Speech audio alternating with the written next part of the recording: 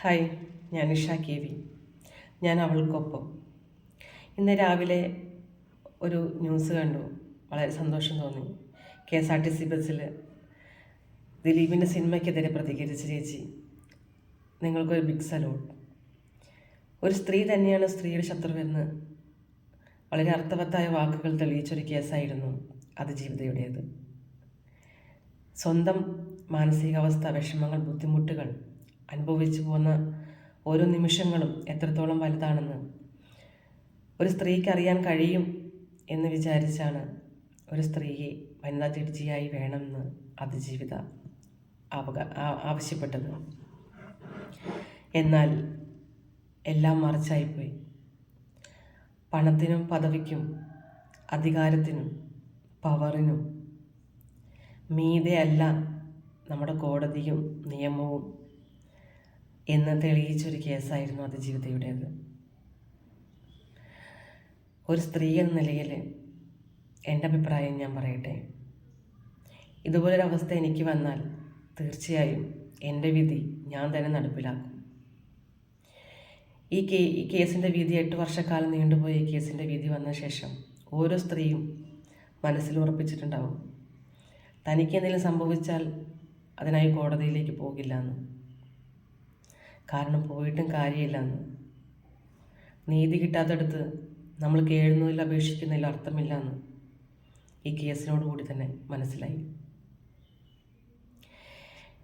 എനിക്ക് പറയാനുള്ളത്, സോഷ്യൽ മീഡിയയിൽ പേട്ടനെ തൂറിമെഴുകുന്ന, ന്യായീകരിച്ച്, പേട്ടൻ്റെ സിനിമകൾ ന്യായീകരിച്ച്, പേട്ടൻ്റെ ജീവിതത്തെ എല്ലാം ന്യായീകരിച്ച് തൂറിമെഴുകുന്ന കുറേ ആരാധകരുണ്ട്. അവരോടാണ്, നിങ്ങളുടെ വീട്ടിലൊന്നും സ്ത്രീകളില്ലേ? നിങ്ങളൊന്നും പോകുന്നത് ഒരു സ്ത്രീയുടെ വയറ്റിൽ നിന്നല്ലേ? ഭാര്യയോ പെങ്ങളോ അമ്മയോ മകളോ സ്ത്രീകളായിട്ടില്ലാത്ത ഏതെങ്കിലും പുരുഷന്മാരുണ്ടാകുമോ? ഒരു സ്ത്രീയുടെ വയറ്റിൽ നിന്നല്ലാതെ ഒരു പുരുഷന് ജന്മം എടുക്കാൻ കഴിയുമോ? ഒരു സ്ത്രീയുടെ ആത്മാഭിമാനം, അന്തസ്സ്, മാനം, ഇതിനൊക്കെ വില കൽപ്പിക്കുന്ന ഒരു പുരുഷന് എങ്ങനെ അവനെ ന്യായീകരിക്കാൻ കഴിയും? അത്ഭുതമാണ് തോന്നുന്നത്. അവൻ ചെയ്ത പ്രവൃത്തിയെ എങ്ങനെ ന്യായീകരിക്കാൻ കഴിയുന്നു? കോടതി തെളിവ് വന്നില്ലേ? കോടതി ക്ലീൻ ഷീറ്റ് കൊടുത്തില്ലേ? ഓരോരുത്തരുടെ ന്യായീകരണങ്ങളാണ്. പകല് പോലെ സത്യമാണ് ദിലീപാണ് ഇത് ചെയ്യിപ്പിച്ചതെന്നുള്ളത്. എല്ലാ കാര്യങ്ങളിലും എല്ലാ തെളിവുകളിലും അറിയാം. എന്നിട്ട് അവൻ ഇറങ്ങിപ്പോന്നിട്ടുണ്ടെങ്കിൽ അവൻ്റെ പണത്തിൻ്റെ കുഴപ്പം കൊണ്ട് മാത്രമാണെന്ന് ചിന്തിക്കാനുള്ള ബോധം ഈ കേരളത്തിലെ ഓരോ ജനങ്ങൾക്കുണ്ട്. മണ്ണൊന്നുമില്ലല്ലോ വാരി തിന്നുന്നത്. 3 നേരം അരിയാഹാരം തന്നെയല്ലേ? ഒന്ന് ചിന്തിച്ചാൽ പോരെ?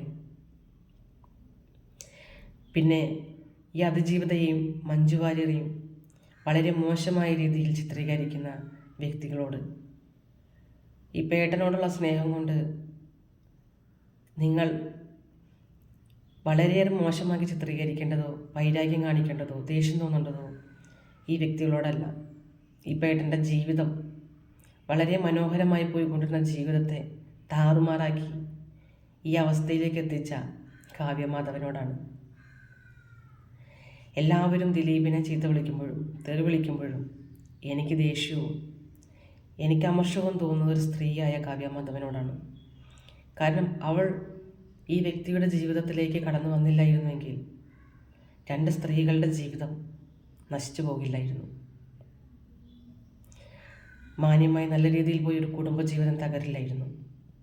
മറ്റൊരു പെൺകുട്ടി ഒരു ജന്മത്തേക്ക് ഒരു ഇരയായി തീരില്ലായിരുന്നു. എങ്ങനെ കഴിയുന്നു നിനക്ക്? എങ്ങനെ കഴിഞ്ഞു നിനക്ക്? ഒരു സ്ത്രീയോടുള്ള ഒരു വൈരാഗ്യത്തിൻ്റെ പുറത്ത് ഇതുപോലുള്ള കാര്യങ്ങൾ ചെയ്യണം എന്ന് പറഞ്ഞു വിടാൻ തക്കം എങ്ങനെ മനസ്സ് വന്നു? നീ ഒരു പെണ്ണല്ലേ? നിനക്കിപ്പോൾ ജനിച്ചതും ഒരു പെൺകുഞ്ഞല്ലേ? അതാണ് കർമ്മ എന്ന് പറയുന്നത്. അനുഭവിക്കാതെ ഈ മണ്ണിൽ നിന്ന് പോകില്ല മോളെ. നീയും നിൻ്റെ പേട്ടനും ആരും ഒരുമിച്ച് മരിക്കില്ല. ഈ ലോകം ഒരു നിമിഷം കൊണ്ട് അവസാനിക്കുകയില്ല. നമ്മളെല്ലാവരും ഈ ഭൂമിയിലുണ്ടല്ലോ. മരിക്കുന്നവർ മരിച്ചോട്ടെ, ബാക്കിയുള്ളവർക്ക് കാണാലോ ഇനി വരാൻ പോകുന്നത് എന്താണെന്നുള്ളത്. ഒരു നിമിഷം കൊണ്ട് അവസാനിക്കുന്നതല്ല ഒന്നും. ഈ ചെയ്തു കൂട്ടിയതിൻ്റെ എല്ലാ ഫലം അനുഭവിക്കാതെ നീയും നിൻ്റെ പേട്ടനും ഈ ലോകത്തുനിന്ന് പോവില്ല. അത്രമേലെ വികൃതമായ രീതിയിലാണ് രണ്ട് സ്ത്രീകളോട് പെരുമാറിയത്. ഒരു സ്ത്രീയുടെ ജീവിതം നശിപ്പിച്ചിട്ട് അവളെ തന്നെ പ്രതിയാക്കുക, അവളുടെ ഭർത്താവിനെയും കുഞ്ഞിനെയും അകറ്റി അവളുടെ ജീവിതം നശിപ്പിച്ചിട്ട് അവളെ തന്നെ പ്രതിയാക്കി തീർക്കുക. ഈ പേട്ടനെ തൂറി മെഴുകുന്ന ആൾക്കാർ കഴിഞ്ഞു പോയ ചെറിയ സന്ദർഭങ്ങളെടുത്ത് നോക്കിയാൽ മതി. ഒരു ഡിവോഴ്സ് കഴിഞ്ഞ് പോകുമ്പോൾ ഒരു ഭാര്യയുടെ മുഖത്തുണ്ടാവുന്ന സങ്കടം, വിഷമം എത്രത്തോളമായിരിക്കും. അവൾ എത്രത്തോളം മാനസികാവസ്ഥയിലൂടെ കടന്നു പോയിട്ടായിരിക്കും. അവൾ എത്രത്തോളം വേണ്ടെന്ന് വെച്ച്, അത്രത്തോളം ബുദ്ധിമുട്ടോടു കൂടി അവൾ വേണ്ടെന്ന് വെച്ചതുകൊണ്ടാണ് അവൾ ആ കണ്ണീരൊഴുക്കിയിട്ട് ആ കോടതി മുറിയിൽ നിന്ന് പോകുന്നത്. എന്നാൽ പേട്ടൻ പോയതോ സന്തോഷിച്ച് ചിരിച്ചുല്ലസിച്ച്. അതേ സന്തോഷം തന്നെയായിരുന്നു ഈ കോടതി വിധി വന്നപ്പോഴും അവൻ്റെ മുഖത്ത്. മനസ്സിൻ്റെ കണ്ണാടിയാണ് മുഖം എന്ന് പറയും. ദിലീപേ, നിന്നെ ചതിക്കുന്നതും നിൻ്റെ മുഖം തന്നെയാണ്. ആ കോടതി വിധി കേട്ട് ഇറങ്ങുന്നൊരു നിമിഷം നീ കാണിച്ച നിൻ്റെ ആഹ്ലാദം, നിൻ്റെ മുഖത്ത് വന്ന ഭാവം, അതൊരിക്കലും ഒരു നിരപരാധിയുടേതായിരുന്നില്ല, ഒരപരാധിയുടേതായിരുന്നു. കാരണം താൻ വിരിച്ച വലയിൽ വീണു എന്ന സന്തോഷം. നീ ഒരു ആട്ടിൻതോലണിഞ്ഞ ചെന്നായിയാണ് ദിലീപേ, അതിലൊരു സംശയവുമില്ല. ഒരുപാട് പേരുടെ പ്രാക്കുകൾ നിൻ്റെ തലയിലുണ്ട്. അതിൻ്റെയൊക്കെ നീ അനുഭവിക്കാതെ എവിടെ പോകാനാ? ഏതൊക്കെ അമ്പലത്തിൽ നീ കമന്ന് കിടന്നവരുണ്ടാലും ചെയ്തതിൻ്റെ ഫലം അനുഭവിക്കാതെ ഈ മണ്ണിൽ നിന്ന് പോവില്ലടോ. നീയും നിൻ്റെ കൂടെ ഇപ്പോൾ കൂടിയിരിക്കുന്ന ഇത്തൽ കണ്ണിയും അനുഭവിച്ച് തന്നെ പോവുള്ളൂ.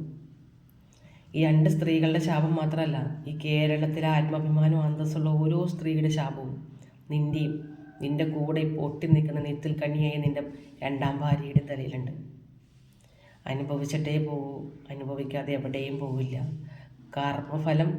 കർമ്മഫലം അനുഭവിച്ച് തന്നെ തീർക്കണം. നീ എത്രയ്ക്ക് ഇല്ല, ചെയ്തില്ല, നിരപരാധിയാണെന്ന് സമൂഹത്തിന് മുമ്പിൽ പറഞ്ഞാലും നിൻ്റെ മനസാക്ഷിയുടെ മുമ്പിൽ നിനക്ക് ഒരിക്കൽ പോലും പറയാൻ കഴിയില്ല നീ ചെയ്തിട്ടില്ല എന്നുള്ള കാര്യം. ഒരു ജന്മത്തെ ഒരു സ്ത്രീയുടെ സന്തോഷവും സമാധാനവും ഉറക്കവുമാണ് നീ ഇല്ലാതാക്കിയത്. ആർക്ക് വേണ്ടി? അവൾക്ക് വേണ്ടി. എന്നിട്ട് ആ സാധനത്തിനെ കൈ കിട്ടിയിട്ട് മനസ്സമാധാനത്തോടെ ഒരു അന്ത്യം ഉറങ്ങാനോ സന്തോഷിക്കാനോ നിനക്ക് പറ്റിയിട്ടുണ്ടോ? പറ്റില്ല, ഇനിയും പറ്റില്ല. മനസ്സ് നന്നായിരിക്കണം. മനസ്സ് നന്നായിരുന്നാൽ സന്തോഷവും സമാധാനവും ജീവിതത്തിലേക്ക് വന്നു ചേരുള്ളൂ. ഒരാളുടെ ഉറക്കം കിടത്തിയിട്ട് നീ സുഖമായിട്ട് ഇനിയുള്ള കാലം ഉറങ്ങുമെന്ന് നീ വിചാരിച്ചെങ്കിൽ അത് തെറ്റിപ്പോയി. പണം കൊടുത്ത് നിനക്ക് വാങ്ങാൻ നിയമത്തെ, പക്ഷെ സമാധാനത്തെ വാങ്ങാൻ കഴിയില്ല. കാരണം നിയമം അത് റോബോട്ടുകളൊന്നും അല്ലല്ലോ, മനുഷ്യരനല്ലേ കോടതിയിലിരിക്കുന്നത്. സാഹചര്യവും സന്ദർഭവും അനുസരിച്ച് ആരെയും വിലക്ക് വാങ്ങാമല്ലോ. ശരിക്കും പറഞ്ഞാൽ ഇനിയുള്ള കാലത്ത് നിയമങ്ങൾക്ക് മനുഷ്യരെ മാറ്റണം. കോടതി വിധികളിൽ നിന്ന് ജഡ്ജികളെ മനുഷ്യരെ മാറ്റണം. AI യുഗമല്ലേ വന്നിരിക്കുന്നത്, വല്ല റോബോട്ടുകളെ വയ്ക്കണം. എങ്കിലാണ് ഏതൊരു മനുഷ്യനും നീതി ലഭിക്കുള്ളൂ. അല്ലെങ്കിൽ ഇനിയുള്ള കാലവും കോടതിയിൽ നിന്ന് ഇതുപോലുള്ള നീതി നിഷേധിക്കപ്പെട്ട വിധികളായിരിക്കും വന്നു ചേരുന്നത്.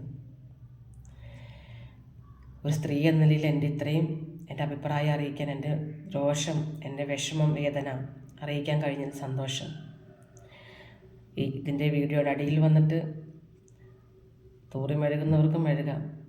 അത് കാരണം നിൻ്റെയൊക്കെ ജീവിതത്തിൽ നീയൊക്കെ അനുഭവിച്ചു വന്ന നിൻ്റെയൊക്കെ ജീവിത സാഹചര്യങ്ങളിലൂടെ കൂടെ പോയാൽ രക്തത്തിലുള്ള സ്വഭാവമല്ലേ കാണിക്കുള്ളൂ. അതിൽ എനിക്ക് പ്രത്യേകിച്ചൊന്നും പറയാനില്ല. എൻ്റെ അഭിപ്രായം ഞാൻ പറഞ്ഞു. നന്ദി, നമസ്കാരം.